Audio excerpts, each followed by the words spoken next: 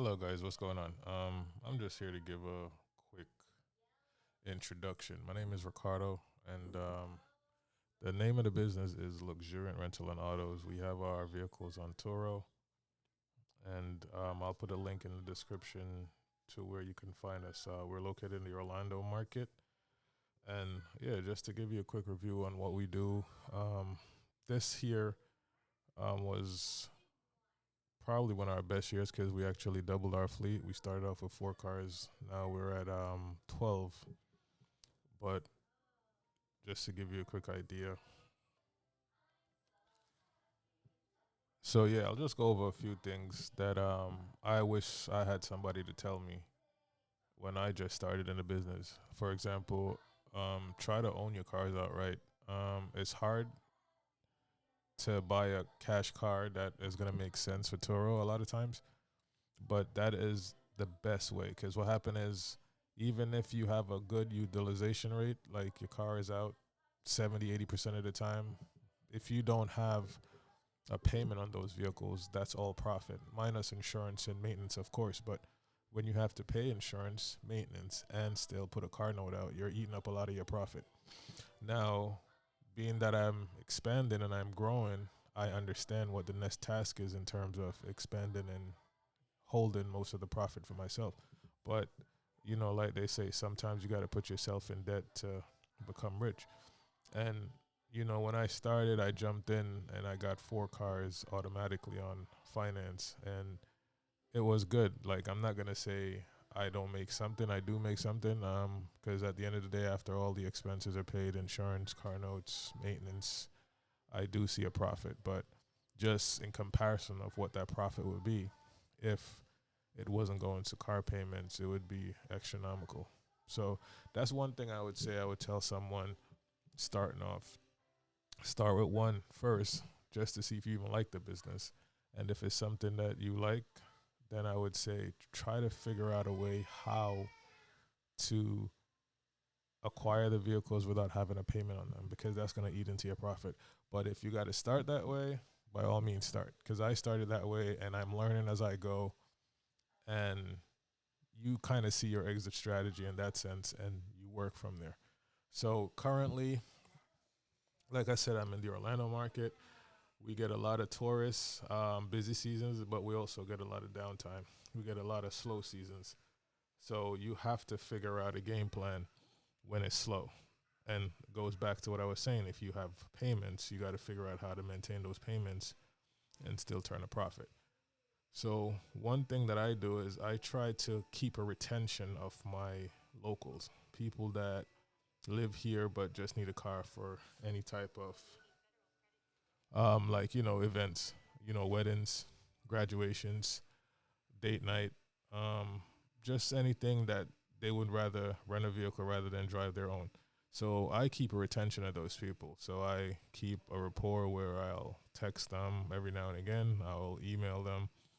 I'll send them a discount, for example, when they rent for the first time. Once you're checking out and you're rating that guest, you do have an option to send a discount code, and that discount code is good for 3 months. So it's somewhat of an incentive to have people come back and rent with you if they need a car down the line. So I would tell you, if you're in a market where you have seasons of, summer when kids are out of school, Christmas, things of that nature, and then it dies down, try to keep a retention of your locals, because your locals will keep you afloat when it's slow season and it's not busy.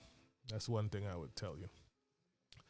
The next thing is, if you're not mechanically inclined, get in contact with a good mechanic that's not going to bust you over the head for every little thing, because there will be things that's going to happen. Just to give you a scenario, my 2020 Volkswagen Tiguan, um, I don't know. It never got into an accident. Nothing happened. I got up one day and one of the headlights was just poking out.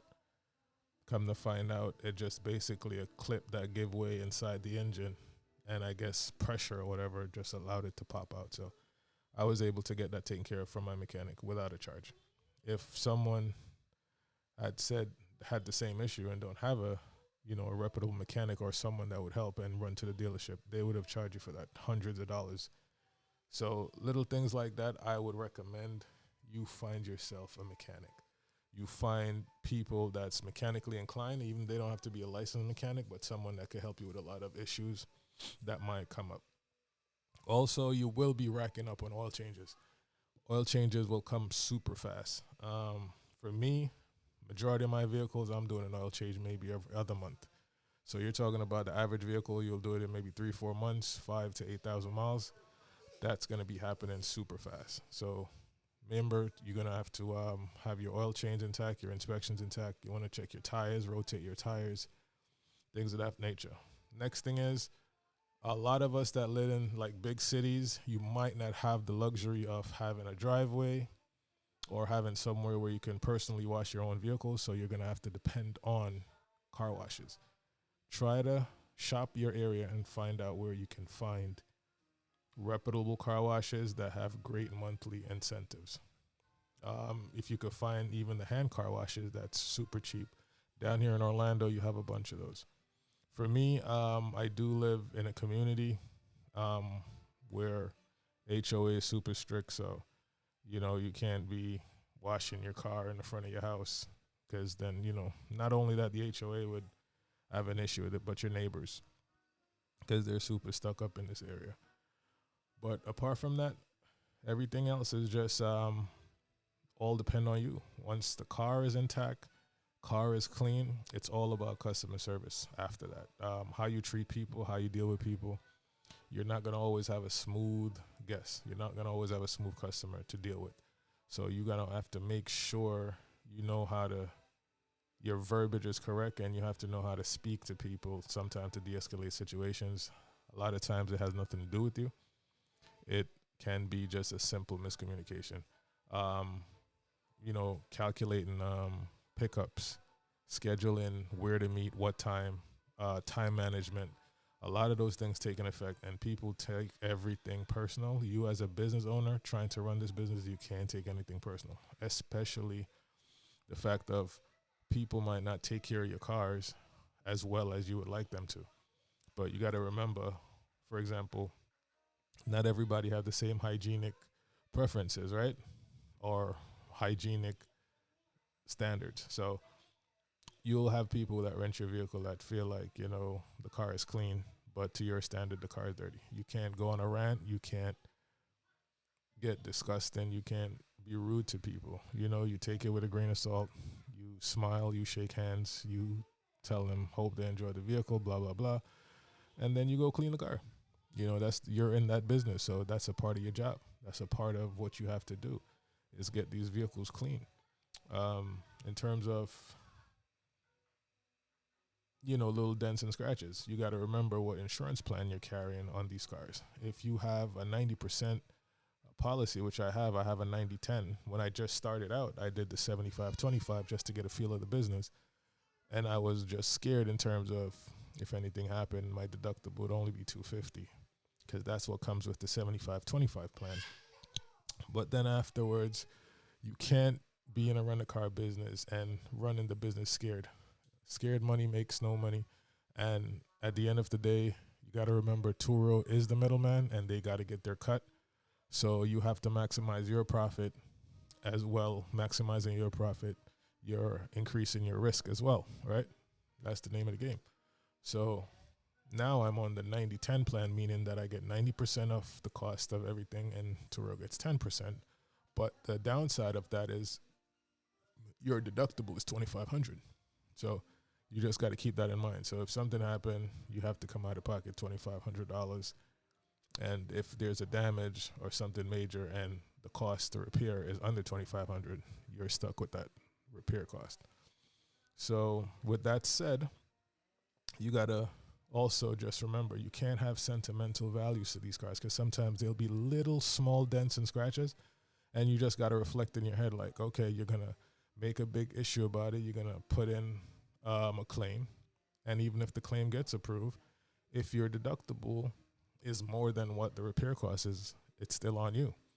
So having a good rapport with these customers and a great relationship and just having good communication with them, a lot of times if you can point out the damage and they acknowledge it, they'll give you money out of pocket. You can settle it out of the claim. You still want to go through Turo because you don't want to do anything outside of the platform.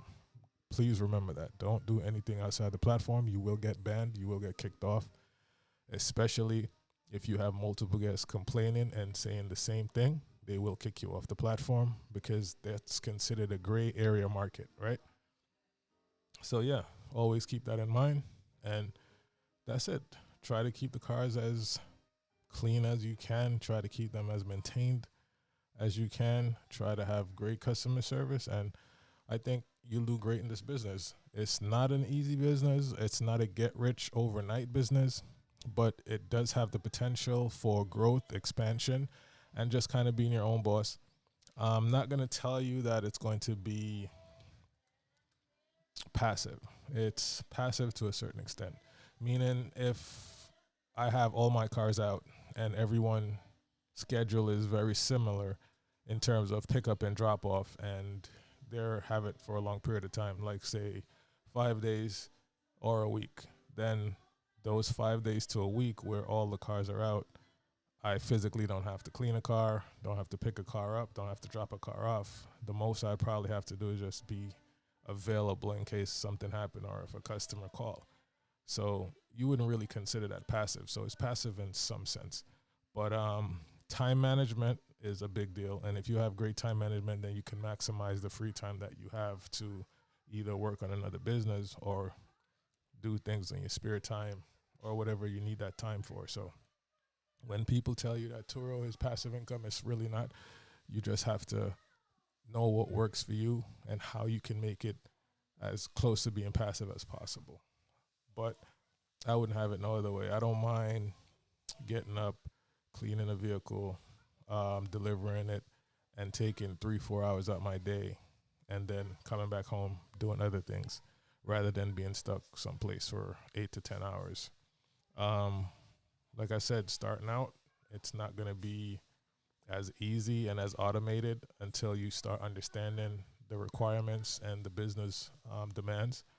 But once you start understanding it and it's something that you enjoy and you love, then you can make it as automated as possible and as passive as you can make it as possible, and still, you know, make profit and just expand your business. And you would get it to a point where you can start having employees, because once you reach a certain cars, you can't be everywhere at once. So you'll start having schedules that overlap. You'll have, like, for example, me down here in Orlando. A lot of times I'll end up having, say, a drop off at Orlando Airport at, let's just say, noon. And then I'll have a pickup at Sanford Air for that noon. If I don't have a second or if I don't have a third to calculate those pickups and drop offs, then you're depending on more expenses, which is parking them in the parking lot and then getting a driver to pay or Uber to pick them up, coming back and forth. So the structure is going to mean a lot, and time management will mean a lot as well. So with that said, for me, it works out because I do the business with my wife, and sometimes I get help from my daughter. So we calculate our schedule and we make it happen. We always have someone to either pick one of us up or drop one of us off when we got to do the airports or just delivery to private residents, because we do offer that as well. You got to also remember, which is a big point, you will not be making most of your money from the daily trip on your vehicles. You'll make most of your money on your extras.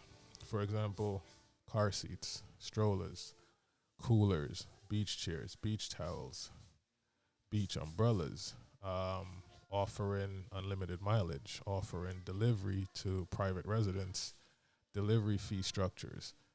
These are things that will help you to make more than what you would have made if you're just focusing on just the daily rate of your vehicle.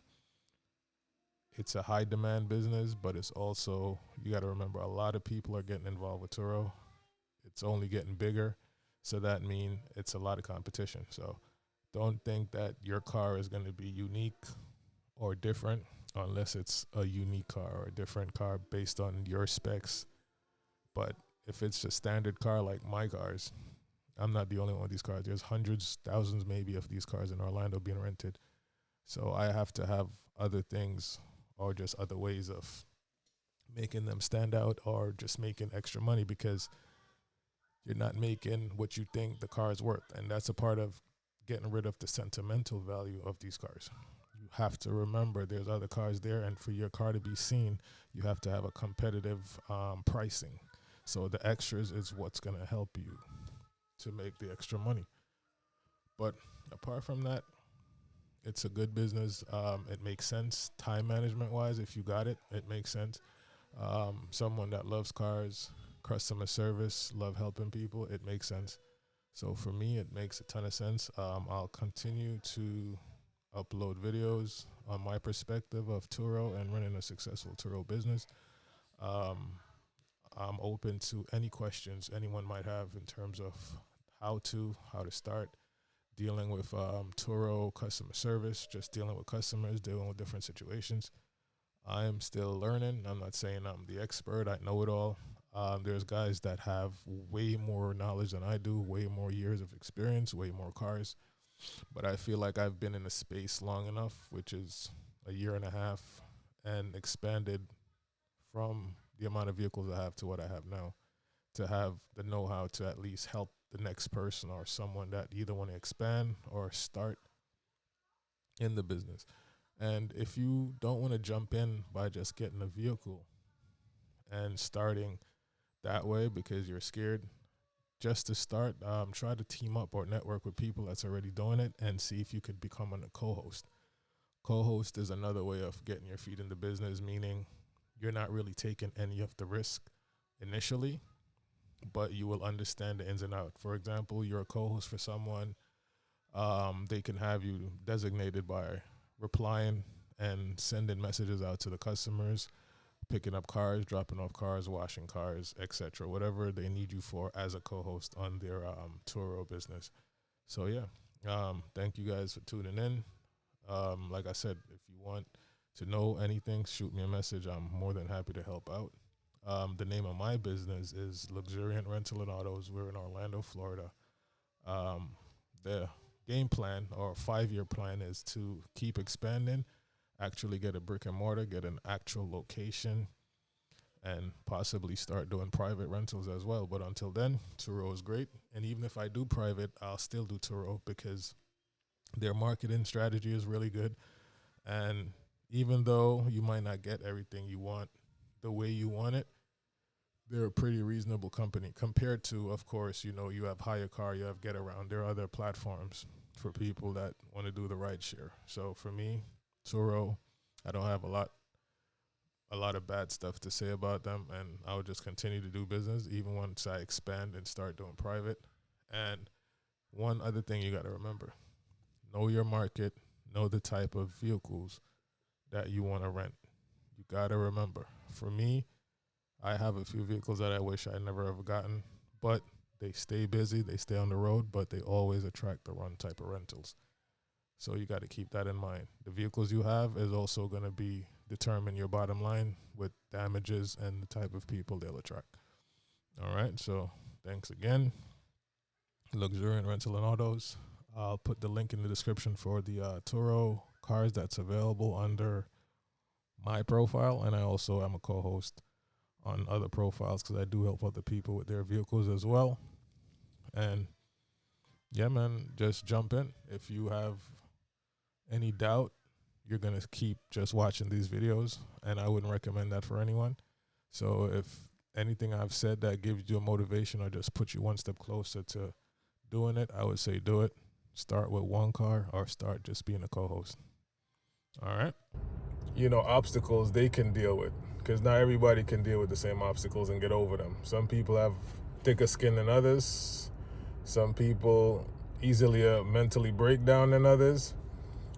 Some people are more jovial than others, so they think everything's a joke and they can laugh everything off. And believe it or not, that's a stress reliever. So whatever works for y'all, but, just bringing y'all into my little reality of how I do things and what's going on, and just thanking everybody that send their referrals and people that's renting from me, and helping to build the business while I'm out here servicing people for their needs when they are here in the city trying to move around. So that also in itself is a yin and a yang. I'm providing a service, doing good, and it's helping people and accommodating people. So thanks again, man, for all the love and support. Luxuriant Rental and Autos. Y'all already know the city, man. Y'all know where I'm at. You understand? Bless up yourself, man. Peace. Yo, what going? Yeah, man, just there for the next journey, you see me? Carry this guy to car wash. I had a very interesting day yesterday, right? So I had a booking yesterday with this car, right? This is the Cadillac. I had a booking yesterday at Sanford Airport, right? And the flight was supposed to reach in for the person at 4 o'clock. And I'm at the airport from like 2:30 because I had a pickup for the minivan at the same airport. So I'm gonna say, all right, boom. I'll carry the minivan at the airport. I'll carry the Cadillac at the airport, wait with it, and then when we get the minivan, so I have a ride for bring my back. So I don't have to have the Wi-Fi, nobody pick me up. You see me? Or extra car for pay toll and gas. So I'm thinking that I gonna work out good, right? So I'm and I'm waiting. 4 o'clock come, right? And mind you, from the guest book, the reservation, no communication with the guests. I'm texting everything all the time, like, hey, all the follow-ups, everything. And I'm seeing that she not even reading the messages. So I'm like, all right, I don't know what's going on. But me being me, and I know people are not courteous and they don't follow instructions, she gonna just pop up at the airport and say, I'm here. So I say, let me go and do what I need to do, right? So anyway, I'm there waiting from 4 o'clock, no answer. Calling, phone going straight to voicemail. Obviously, I know she's probably in the air, but I'm like, what's going on? 5 o'clock, still nothing. So I end up calling Turo. I'm like, yo, no communication with the guests. They're like, all right, we're going to try to communicate with the guests. They was unsuccessful. So they end up canceling the trip. I get partial payment for late cancellation, all of that other stuff. But anyway, it didn't work out. So the trip got canceled. I made a little money off the trip. So now I'm stuck with 2 cars at Sanford Airport. So I had to think fast. I had to put one. Papa, give me 1 minute. I had to put one in the parking lot and then come home, right? Guest called me almost 7 o'clock cursing me out. Oh, I'm an effing dick. She was in the air. How was she going to answer the phone? But I'm like, man, before that, right? We're running a business. Your time is just as important as our time, right? If you knew you was going to have a canceled or a delayed flight, it's your business to reach out to the host of the person you're renting the car from to be like, I'm going to be running late. Not just worry about you and nobody else. And that's always what I be saying when it comes to people and having some type of common courtesy towards people. You don't have none, there's no reason why people should have it towards you either. You understand what I'm saying? It's not me gonna sit at the airport for 2 hours waiting for you without no courtesy of you telling me, hey, my flight's delayed such and such. Because then if that was the case, I could have made other plans. But no, I didn't. But because now you feel your time and you're more important than everybody else, you're going to pop up at the airport almost 3 hours later than your flight to tell me, hey, I'm here. No, mommy, then that works. So reservation already canceled. So that was the day I had. So I got one big curse out. So now she says she going to rate me on Google and give me the worst survey. So I say, yeah, man, go and go do your thing. You know what I mean? Maybe more people will see me, and then after checking my profile, they see I have 5 stars across the board. So they're going to take you as a liar or a problem with you, and then I'll get more business. So, you know what I mean? Bad publicity always good publicity when it comes to business. So it's all good. But back to what I was saying, backtracking, why I'm taking this car to the car wash and everything. So yeah, just get a new booking today for the car for the same length of time for a little extra money. So, you know what I mean? You can't watch no face, man. Sometimes everything bad happens for good, sometimes they say. You know what I mean? So I make a little money off of the cancellation and I still get the vehicle booked. Because I don't know, say pause, positivity, meditation, and just I do the right thing, you know what I mean? And staying positive. Mad boy.